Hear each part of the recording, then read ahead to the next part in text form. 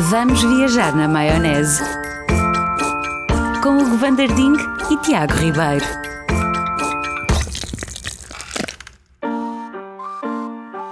Olá amiguinhos, estejam bem-vindos. Mais uma ronda de Vamos Viajar na Maionese. Hugo Van der Ding! Entusiasmo de verão! Como é que estamos? Estamos bem, estamos com uma miúda do exorcista. Sim. Já conseguiste fazer aquilo? Consigo ver lá e vomitar verde. Uau! E esta hora vamos debitar, não vomitar. Que episódio? Por onde é que vais andar tu? Que história é que nos vais contar, Hugo? Olha, vamos ficar por Portugal. E há histórias interessantes. Não queres gastar aquelas milhas todas no cartão? Estamos a juntar. Estamos a... Ok. Mas vamos viajar até à década de 1940. O que é que tu achas? Século XX. Andamos muito por este universo. É foi um período entusiasmante da história. Porque eu acho graça, não é? O filme noir. Filme noir. Há um filme noir. Sim. Filme noir. Há um filme noir. Se tiverem São Miguel. Estás onde? Tu noir. Fui ver um filme noir. Sim, tu não podes fazer. Eu posso, tu não podes. Pois é, quando um açoriano vê um filme no avião, no fundo acaba por ser sempre um filme noir. Ou se estiver a ver um filme de determinada época muito específica francesa, aquela época designa-se por um filme noir. Olha, nem prestei atenção à história, vi o filme noir.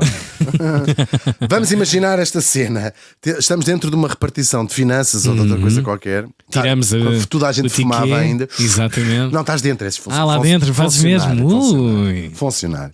Fumas, apagas os cigarros, não sei o quê. Tens aquele material de escritório dos anos 40, é fantástico. Sim. Havia... Boa mesa, tudo. Sim, é carvalho. Claro. Não é folha, não havia folha. Sim. Tipo, tens os carimbos, tens aquela rodinha para pôr os carimbos todos, tens o. Mudas papel. o dia mesmo, assim, do carimbo, chaca. Sim, ótimo. Esse é os do tantã. Sim. Tens aquelas almofadinhas, sabes, para molhar, para não teres de molhar os dedos, para pôr os selos. Tens as faquinhas para abrir as cartas. Tudo é muito ótimo. giro. Por acaso perdeu-se tudo agora. Manda um e-mail agora. Sim, e fumam. Claro. Ou Dona Clotilde, já acabou não sei o quê.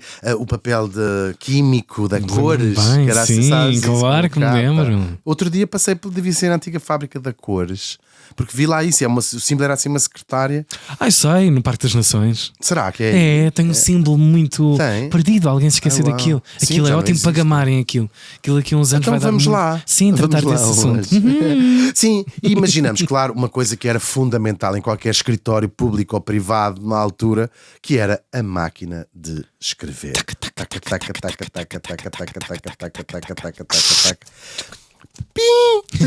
Só que, se olharmos melhor, e é claro, esta profissão importantíssima que era datilógrafa, que a maior parte das vezes acumulava como secretária. Tu és mesmo porca. Eu utilizas-te mesmo bem. Acumulava com secretária, tu não acumulava. E até com mais qualquer coisa. Gravíssimo. Estamos a falar de muitas mães dos nossos ouvintes que foram provavelmente secretárias. Mas também não vale a pena continuar a negar a vida toda, o evidente, não é? Trabalho de acumulação. Sim, perguntem ao vosso pai / marido da vossa. Não se riam. Para, Hugo! Agora, nós olhamos para aquele teclado e começamos a olhar para aquele teclado, e se formos estrangeiros ou se formos pessoas modernas, olhamos e ficamos assim: então, mas o que é esta? Sim. Onde está tentas escrever Tiago Ribeiro e aparece lá Chamarzanas da Sata. E tu ficas assim: então, mas tu parece que estou drogado. Mas não foi este que eu. Porque de facto ficamos a olhar e dizemos assim: então onde devia estar o quê? Como dizem as pessoas menos instruídas, que é de novo ou que é de quá, como se houvesse outra letra chamada que em português. Há coisas que eu tenho que explicar. Há duas coisas, que é o G de gato, como se houvesse outra letra chamada G no alfabeto português, e o que é de nove. Mas há outra letra chamada que. Percebes o que eu estou a dizer? Claro. Eu acho que faz algum sentido. Nem a aproximação sequer. Não é quando se soletra. Claro. É porque uma coisa é soletrar, se isso está bem. Mas é dizer mesmo o que é de 9 e o que é de quá. Não denunciem a vossa falta de analfabetismo funcional. E depois olha-se para o quê de 9 e está lá um H. olha-se para o W, nada, não há nada. Porque a disposição das letras era outra. Não era o mais conhecido até hoje, o QWERTY, que é um teclado americano, nem o AZERTY, que também existia, que era mais europeu, mais francês, sobretudo. Bem-vindos ao teclado exclusivamente português, uma ideia de António de Oliveira Salazar, o H. César. Uma ideia portuguesa. Pois com certeza. Tal e qual. A verdade é essa, alguns dos nossos ouvintes lembrar-se-ão, mas durante o Estado Novo, Portugal, leia-se Salazar, decidiu criar o seu próprio teclado, um teclado exclusivamente português, naquela ideia de orgulhosamente só. Claro. Isto nós é que sabemos. E para responder com mais propriedade ao chat do Wi-Fi, na altura, Donde Teclas. Teclo de um H. César, que eram as primeiras letras. Os teclados levam os nomes destas primeiras letras cá em cima. H. César, uma decisão que vai ser oficializada por um decreto-lei. Se quiseres até te posso dizer o número do... Queres saber o número do decreto-lei? É o número de decreto-lei 27868 de 17 de julho de 1937. Nem se nota que estás no mês de agosto Vão e que tens tanto para fazer, não é? Isto é a silly season, tem que ser o nome dos decretos de lei. Claro, um decreto assinado por quem? O próprio Oliveira de Salazar, presidente do Conselho de Ministros. E a justificação oficial era duas.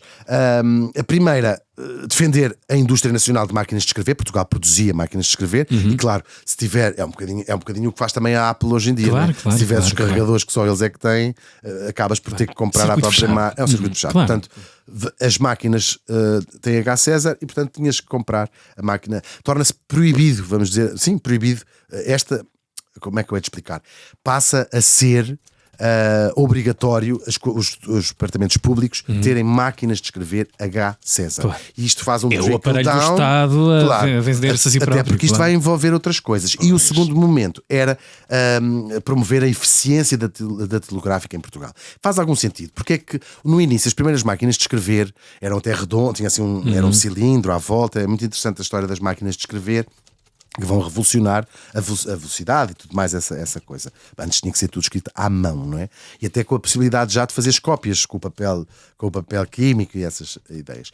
Quem teve a primeira ideia de escrever uma máquina foi copiar talvez a ideia da imprensa e, portanto, tu olhavas para o teclado de uma máquina de escrever e ela tinha A, B, C, D, o nosso alfabeto. Mas rapidamente se percebeu, quem estuda estas ergonomias, que nós não usamos as letras em medidas iguais, não é? O A é uma das letras mais usadas, etc. Há um estudo disso. Então os teclados foram criados ergonomicamente para as letras mais usadas estarem no centro, portanto a mão acompanhar a própria velocidade das letras. Por isso é que nós aprendendo, é quase, não vou dizer orgânico, porque a própria escrita não é uma coisa orgânica, mas é ao jeito da fisicalidade e a sustentar a língua. E, portanto, claro. Agora, as letras não são usadas na mesma medida em todas as línguas e por isso é que há esta ideia de que este teclado H. César era adaptado à língua portuguesa.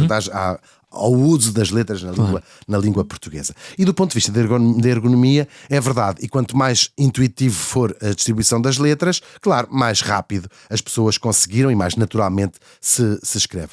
E também era exatamente esta a ideia dos tais QWERTY e AZERTY das outras línguas. Mas havia também mais do que isso. É que este teclado nacional era uma afirmação simbólica da soberania, da identidade linguística e, claro, do controle. Era o Estado Novo a querer normatizar, como é que se diz? Fazer normas. Sim. Sobretudo a ortografia, já tinha havido acordos ortográficos, o pensamento, o vestuário e agora até as próprias teclas da máquina de escrever, imagina. E o H. César entrava perfeitamente neste projeto desta tal soberania nacional, portanto era como se a própria máquina de escrever fosse também ao mesmo tempo uma trincheira ideológica. E foi de alguma forma. E já continuas a tua história, para já uma pequena pausa para as palavras do nosso patrocinador. E agora, umas palavras do nosso patrocinador. Ai, Tiago, esse jogo é muito giro. Isso é o quê? Qual jogo? Estou a mandar uma mensagem. Os jogos da Bacana Play de facto são muito, muito divertidos, é verdade. Mas não se esqueçam que devem usá-los apenas como divertimento e por isso joguem com muita responsabilidade. Bacana Play, dá um play na vida. foram as palavras do nosso patrocinador. E continuamos a debitar um grande episódio, uma viagem para este Viajar na Maionese, onde não saímos de Portugal, mas com um objeto que nos é querido e em muitas casas portuguesas ainda mora por lá, algures, quase que é hoje em dia um objeto de museu. Eu tive uma muito miúda, lembro-me agora, talvez não sei se 7 anos, deram-me a minha primeira máquina de escrever, que era uma marca chamada Lilliput. Oh, para pequeninos. Sim, porque era pequenina, tinha assim uma caixinha. Chaca. E eu escrevia Bakelite. imenso. Não. Sim, provavelmente sim. Mas eu escrevia aquilo, era uma máquina muito mais pequena, mas a máquina de escrever era uma coisa, antes dos computadores pessoais, que as pessoas tinham em casa também, mas sobretudo nos escritórios, já aí maiores, pesadonas. Sim. Tenho uma Royal em casa do meu pai. Também tenho aí a do meu avô. Linda São de lindas, morrer. lindas, douradas. Havia várias marcas dessa Claro. Royal. Talvez fosse assim o Rolls Royce das máquinas, sim. das máquinas de escrever. Mas vamos falar de outras máquinas que não a Royal. Agora, esta implicação de ter um novo teclado, nós não imaginamos, isto era uma profissão. Nós falámos há pouco das datilógrafas e, portanto, era um curso, estudava-se para isto, para a rapidez, para não dar erros, enfim, eram provas com bastante exigência. Havia muitas escolas de datilografia, uma coisa que já não existe, não é? Mas havia mesmo muitas escolas e tu formavas, tiravas lá o teu curso para poder ser datilógrafa ou secretária. Em vários contextos profissionais. Em muitos contextos profissionais. Era uma figura, a datilógrafa era uma figura que qualquer escritório, qualquer empresa, qualquer funcionário, qualquer empresa pública, privada, bancos, seguradoras, claro. ou até um pequeno negócio, tinha que ter uma datilógrafa. Era uma figura, não é? Era uma figura que havia. E, portanto, era uma figura, eu não sei se 100% se calhar, ocupada por mulheres, não é?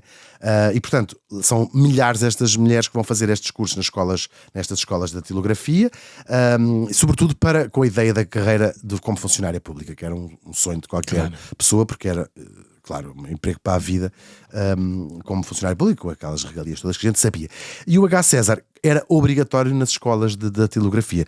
Isto é a maneira incrível de controlar estas coisas. O aparelho todo a alimentar-se em todas as frentes. É claro, tens uma visão e consegues impô-la através da lei, claro. Agora, isto era só o curso da datilografia, era uma coisa fantástica, não é? Aprendias primeiro as letras, claro, onde estava, obviamente, e aquilo era uma questão de velocidade, e tu, para poderes ser admitida, passares o curso, Tinhas um mínimo. Claro. Sim, e quanto mais rápida for, aquilo era uma coisa que aparecia, punhas na testa, quase como se punha aos calores a média de entrada no curso, não é? Ela consegue em X, e as suas provas eram feitas com olhos vendados, punham-se uma venda e alguém ditava, suponho eu, e era escrever, e escrevia mais sem erros e sem essas coisas todas. A máquina de escrever só mais tarde é que tem a hipótese de apagar e de voltares atrás, etc. E aquilo Era um trabalho lixado, diga-se. Era, e com metrónomo, como se faz com a música, sim. era uma coisa à séria, aquilo era uma espécie concentração de piano, máxima. E era um ritmo quase militar. Meninas! Porque a ideia era, claro, a eficiência e também a disciplina e o rigor, e também aqui não dar erros ortográficos era uma coisa relativamente importante, suponho. E, portanto, isto era um ritual quase austero, não é? E era uma coreografia de dedos ali muito bem treinados. Obviamente que os melhores teriam como resultado os melhores lugares, empregos, naturalmente, claro. E depois havia um exame final de datilografia, era uma coisa muito importante. E as mais rápidas, claro, eram as que tinham os empregos melhores. Mas na prática, esta ideia do H. César nem sempre foi bem recebida, porque isto tinha implicações gigantes que provavelmente quem fez a lei não pensou. Era, por exemplo, havia pessoas que já eram datilógrafas, não é? Antes de 1937. Pois. E, portanto, essas pessoas tinham que se habituar o cérebro a toda uma nova maneira de pensar. A mais comum era a QWERTY, que é, aliás, a que sobrevive até aos nossos dias, nos nossos computadores e nos nossos telefones. Mas é a ideia de repente, o teu cérebro tem que se mudar, e tu eras uma belíssima datilógrafa muito rápida. Passaste a ser claro. Matilde Calado, imagina. Sim. A lentidão. Sim, a lentidão em pessoa. em forma de pessoa. Agora, claro, e depois havia outra coisa, os próprios livros que se traziam para aprender datilografia eram livros estrangeiros em que vinha tudo no QWERTY, e portanto até para material de ensino aquilo era tudo péssimo. Eles faziam, às vezes vê-se nos manuais de datilografia, escreviam à mão as correspondências. Enfim, aquilo foi o senhor Alfredo.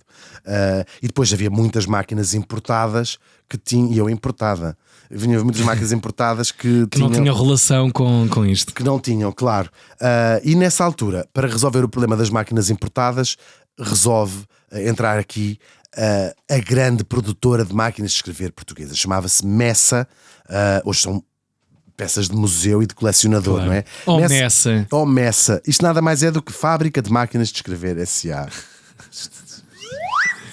Muito Não sei quem é que se giro. lembrou.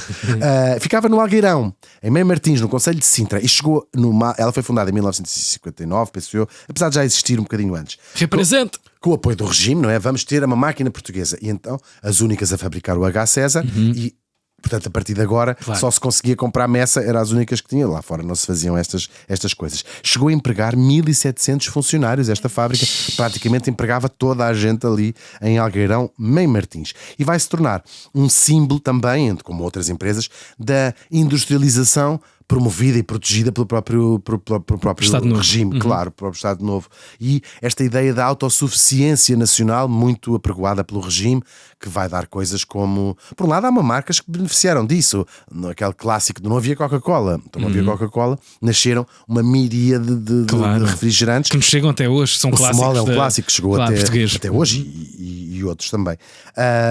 Claro, o padrão H. César era o que se fazia e rapidamente todos os organismos públicos tiveram que comprar as Messas e portanto foi tudo, uma mão lavou a outra. E quando falamos aqui em organismos públicos é muita coisa. É muita Dos coisa. tribunais às escolas, as não é? repartições, Hospitais, tudo. tudo. Consigas imaginar. Claro. Exatamente. As escolas, os ministérios, enfim, era a máquina do Estado e depois também vais as próprias empresas privadas seguem esse... Sim, e é engraçado que nestes escritórios, nas repartições públicas, que é a própria face do Estado, a Messa, que era uma coisa gigantesca, robusta, assim de ferro, vai se tornar ela própria um símbolo também do próprio Estado Novo, a famosa Messa, e passou até a exportar para o mundo lusófono, Brasil alguma coisa, mas sobretudo as colónias, onde também passou a vender Angola, Moçambique, tinham de ter estas máquinas. Era verdade, eram linhas muito simples, assim, uma coisa em metal, mas eram muito robustas e muito duráveis, é por causa podiam ir à guerra, não é? E são hoje, claro, peças de museu mesmo, colecionadores portugueses e também estrangeiros, desta particularidade da H. César. Aliás, mesmo já contemporaneamente havia feiras onde se expunham as novidades como hoje há de informática, não é? Das máquinas de escrever do mundo inteiro, e lá tinha sempre um stand da Messa que os estrangeiros iam ver e dizer assim, eles de facto são todos meios atrasados. Sim. Seguramente era o que pensavam. E não estavam muito enganados. Claro, agora... como já disse, havia esta resistência das datilógrafas, havia a resistência das pessoas que queriam ter outro modelo de máquinas. E então vai nascer aqui, e por isso é que se dizia em graça que era a máquina de escrever que enganou o Salazar, porque as pessoas são sempre assim, arranjaram maneira de subverter esta obrigatoriedade de usar o H. César. E o que é que faziam? Claro, eles obrigavam. O Estado obrigava, mesmo que tu importasses uma Royal, ela tinha de ser transformada para ser desalfandegada, senão não a podias importar. Portanto, isso implicava alterares toda a própria estrutura da máquina, onde estão os bracinhos delas, não é? E mudares as teclas todas. Então começou a nascer um negócio paralelo, que era mudar só as teclas, sobretudo quando elas começaram a ser em plástico. Quando são as teclas já de plástico, mudavam aquilo para H. César, mas em fake, porque elas podiam ser retiradas. Se na alfândega tivesse usado alguém experimentar, apanhavam-te e ela era confiscada. Mas a maior parte delas passava e, portanto, assim enganavam o Salazar, assim enganavam o Estado. Compravam uma H. César, chegas a casa e só tinhas de mudar aquelas teclas. O que acaba por transformar estas máquinas num ato de subversão contra o próprio regime. Tem imensa graça. A tecla, a história de mudar o H. César. Ganhou a vontade de uma maioria que queria continuar padronizada pronto, alinhado com esses esquemas. Tal e qual. Portanto, isto acaba por ser uma história um bocadinho absurda. Claro, sabemos, a Messa acaba por fechar em 85, vêm os computadores pessoais, já ninguém escrevia à máquina, aquilo tudo torna-se uma coisa completamente obsoleta, mas há esta memória, não é, de uma história absurda, que é um país que decide criar o seu, é como se criar o seu próprio calendário, não é?